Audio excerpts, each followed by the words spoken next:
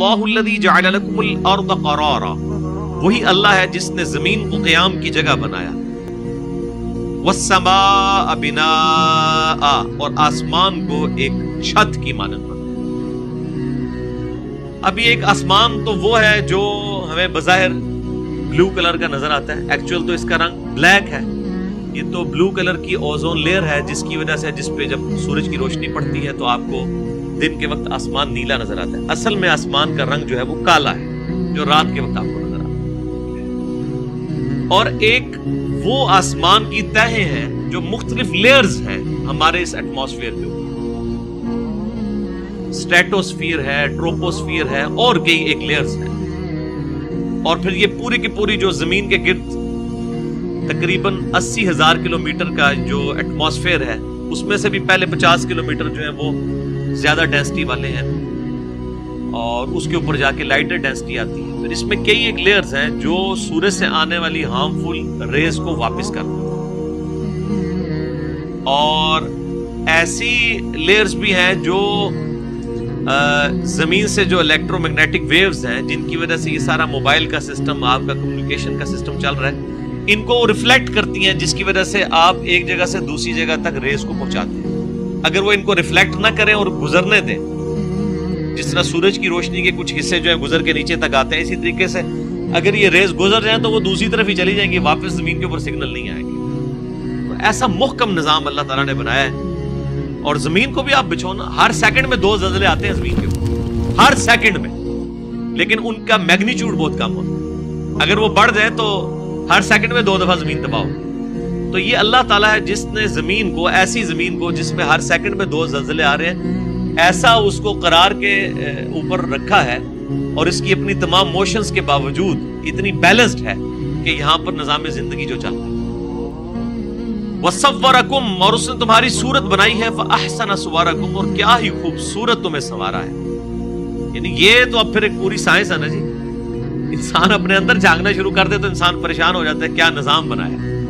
ایک تو شکل کی ظاہری شکل و صورت جو ہے وہ ہے، اللہ تعالیٰ نے، آپ دیکھیں کہ ہر بندے کے چہرے پہ 2 آنکھیں، 1 ناک، 2 ہونٹ، 2 کان لگائے ہیں، لیکن ہر بندے کی شکل دوسرے سے مختلف۔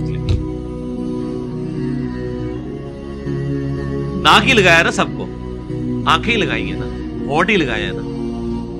یعنی آپ کی میتھمیٹکس فیل ہو جاتی ہے کہ پروبیبلٹی کی اگر آپ تھیوری لگائیں گے تو 2⁻n پاسبلٹیز بنتی ہیں۔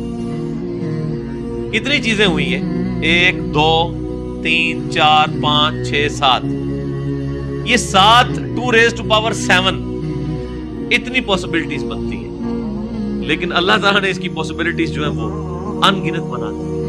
انسان کی عقل دنگ، اور سانچے سے بن کے نکل رہے ہیں انسان۔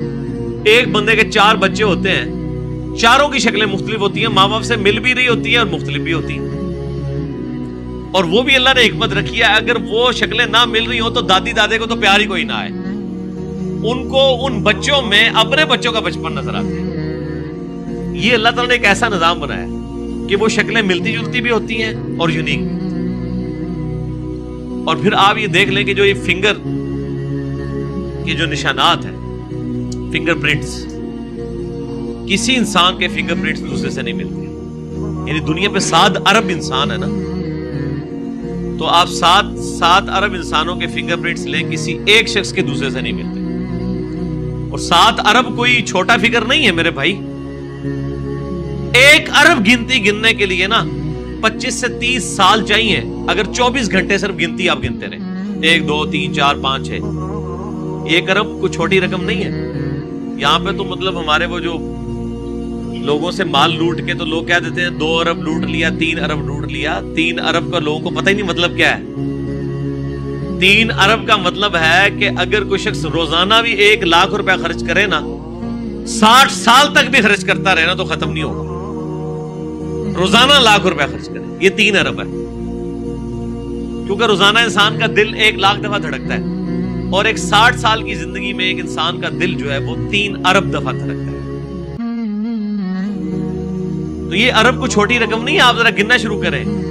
یہ لاکھ تو انسان کو لگتا ہے تھوڑی سی ہے، لیکن لاکھ کے بعد آپ آگے جانا شروع کریں تو آپ کو اندازہ ہو جائے گا کہ 1 ارب کے اندر جو ہے وہ کتنے بڑی اماؤنٹ چھپی ہوئی ہے. اور تو یہ اللہ تعالیٰ انسان پیدا کر رہا ہے. ابھی تو یہ فنگر پرنٹس کی تو بات ہوگی پرانی, یہ تو 1886 میں یہ ڈسکوری ہوئی تھی کہ کسی شخص کے فنگر پرنٹ دوسرے سے نہیں ملتے ہیں.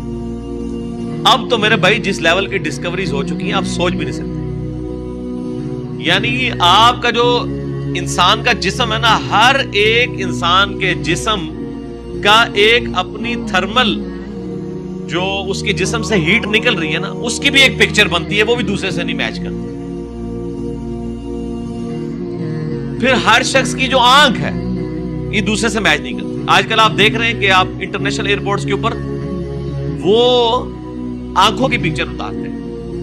اب فنگر پرنٹس والا تو معاملہ ہی پیچھے رہ گیا, کیونکہ کئی جو ہمارے انڈیا, پاکستان, بنگلہ دیش کے لوگ جو ہیں باہر کے ملکوں میں جا کے انہوں نے اپنے انگوٹھے ہی کاٹ لیے تھے تاکہ پتہ ہی نہ چلے کس ملک سے ہے, کہاں سے ہے. انہوں نے کہا انہیں اکھا کٹو پھر.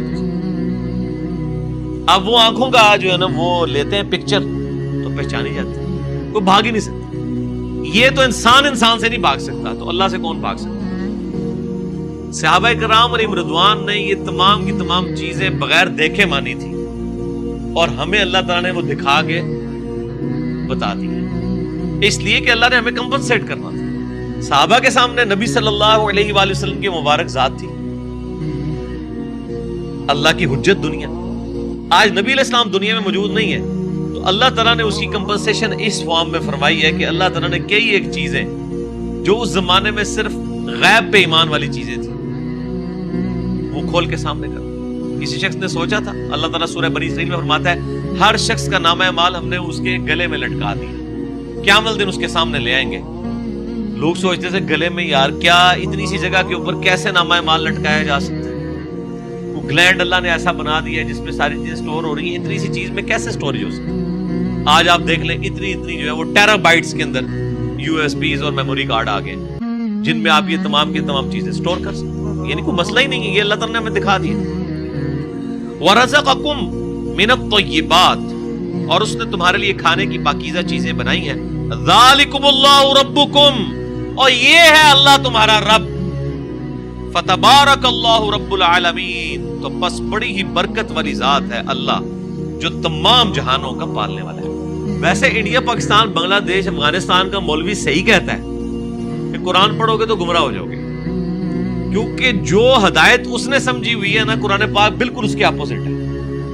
یہ چند ایک آیات پڑھ کے کسی نے کسی بابے کو مدد کے لیے پکارنا ہے, کسی فرشتے کو مدد کے لیے پکارنا ہے, کسی جن کو, کسی بزرگ کو, کسی نبی کو, کسی صحابی کو مدد کے لیے پکارے گا جس کو یہ چیزیں پتہ چلے گی کہ اللہ تعالیٰ بار بار کہہ رہا ہے تو رب اللہ دے بندے ہو, رب دیا ہے کوالٹیز ہوندیاں نے, تسی کیوں رب منے ہیں. جو انسان اپنا پیشاب نہ روک سکے وہ کسی کا مشکل کشا کیسے ہو سکتا ہے میرے بھائیوں. دنیا میں کوئی بڑے سے بڑا انسان بھی اپنا پیشاب نہیں روک سکتا, نیور.